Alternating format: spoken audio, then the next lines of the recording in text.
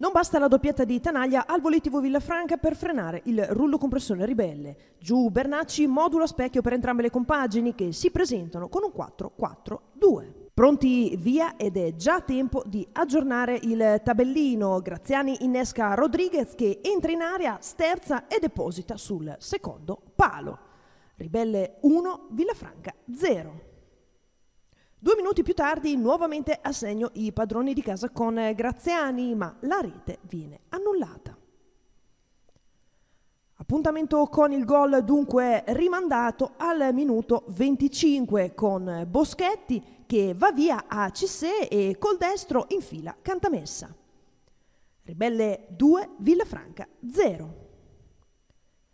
Gli ospiti ci provano da calcio piazzato, il colpo di testa buca sì il sacco, ma il gol viene annullato e si chiude così la prima frazione di gioco.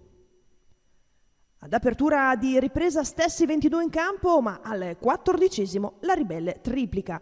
Lungo rinvio di Calderoni, Lombardi prolunga per Graziani che dal vertice lascia di stucco Cantamessa con un lob. Nell'ultimo quarto d'ora è il Villafranca ad accorciare le distanze. Al 22° Tanaglia raccoglie al volo un traversone dalla sinistra per il 3-1.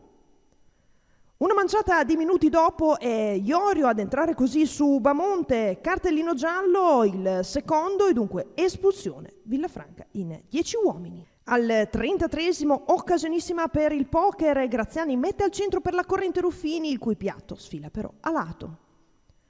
Al 34° c'è spazio per la doppietta di Tanaglia che si insinua tra le maglie difensive e trova il diagonale del 3-2.